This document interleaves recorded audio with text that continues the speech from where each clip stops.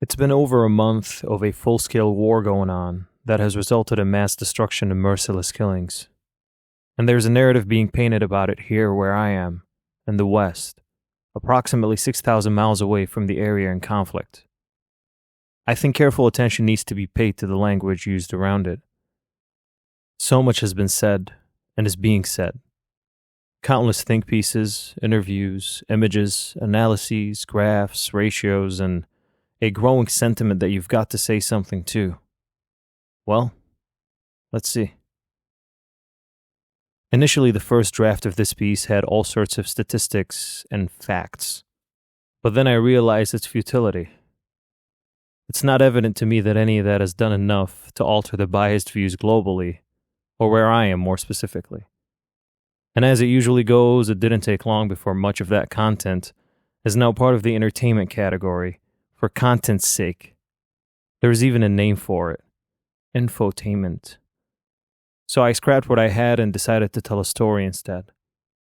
I'm not purporting to have a solution, I'm merely sharing a perspective. Because it is pretty much the only thing I can confidently speak on. Because I live it every day. Because it's my story. And because you've got to say something. Remember?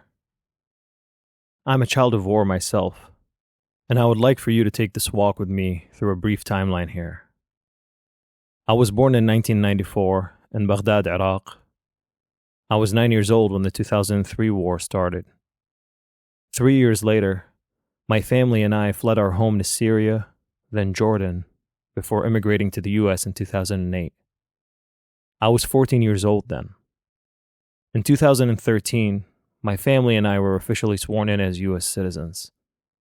A couple of months ago, this year actually, marked the 15th anniversary for us in the States, meaning that I've spent roughly the same amount of time in the Middle East as I've spent here. Despite wrestling with the sense of belonging as far back as I remember, I have proudly called America home. Because as an immigrant, you quickly learn that ultimately, home is where you make a living, and probably most importantly, where your loved ones are safe. In all honesty, America did open its arms for us as a small family of 4, and we did not take it for granted one bit. We still don't. And thanks to my upbringing, I realized the value of what the land of opportunity offers early on. So over the last 15 years, I've been blessed to get an education here, build a career for myself in multiple fields, and best of all, make some amazing lifelong friends along the way, many of whom had made me feel accepted for who I am. Although I have some doubts about that now. As someone who has lived in the Middle East as well as North America, I feel like I've fortunately gained the best of both worlds, really. Culturally, so much good in my life has come from integrating the two rather than assimilating to one. Understanding Western values at a visceral level is what in fact helps me hold space for and appreciate the values I gained from living overseas. Broadly speaking, the two sets of values are not antithetical, but that's a separate discussion. Since arriving here in 2008, I deliberately avoided consuming news or paying attention to much of what goes on and where I come from regionally, because I simply had to, in order to move on. Recently, though, I've been compelled to re-examine that. The current conflict has conjured up feelings in me that I hadn't dealt with in a long time, and opened up wounds I thought had healed by now. I mean, I genuinely tried to avoid looking at the graphic photos and videos, but they're almost hard to miss at this point. And I wasn't doing that out of naivete or self-protection or a lack of care, but more so to remain focused on ways to best serve the ones in need and advance their cause instead of doom-scrolling through their pain. Because again, I have a first-hand account of war myself. My home in Baghdad was across the street from the main entrance to the sole functioning hospital at one point during the war.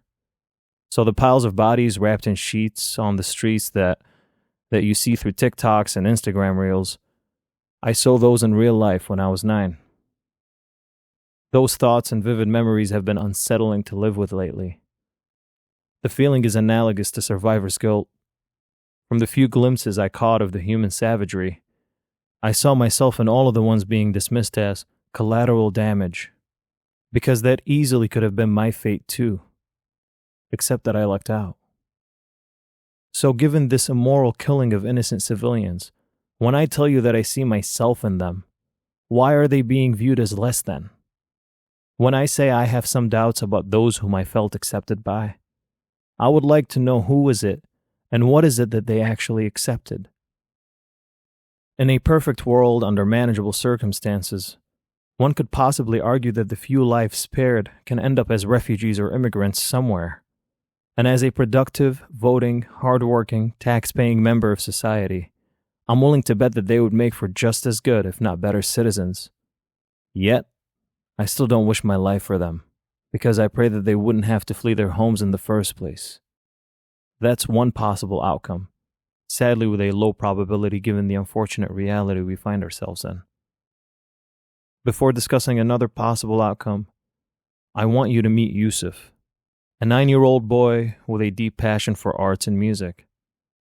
His father owns a bakery, his mom runs a small bookshop, and his brother, 6 years his senior, has a dream of becoming a biomedical engineer. One day, Yusuf happens to be riding his bike near the bakery when a regular patron of his dad's waves him over. Yusuf happily obliges, gets off the bike to give the man a proper greeting and a firm handshake. The man asks Yusuf about his interests in music. Yusuf tells him that he's getting into guitar because of this one viral video on YouTube, which he then shows him on his phone. The man, overjoyed at the point the video ends, hands the phone back to Yusuf and asks him to stay right there. He leaves the bakery to go to his car, pops open the trunk to grab a mini guitar and a gig bag, and goes back inside the bakery. The man hands over the guitar to Yusuf and asks him to keep it safe by making music with it. Yusuf, now elated, hugs the man and thanks him, wears the guitar gig bag like a backpack, and off he pedals back to his house.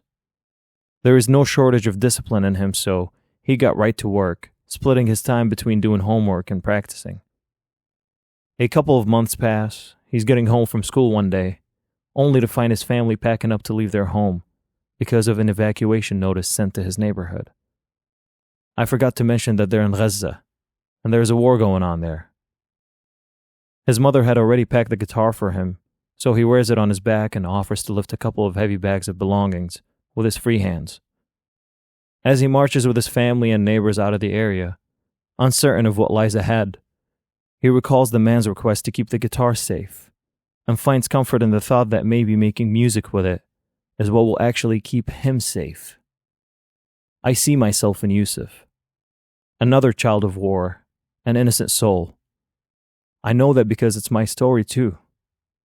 You may draw parallels to certain events from your life and find yourself in it.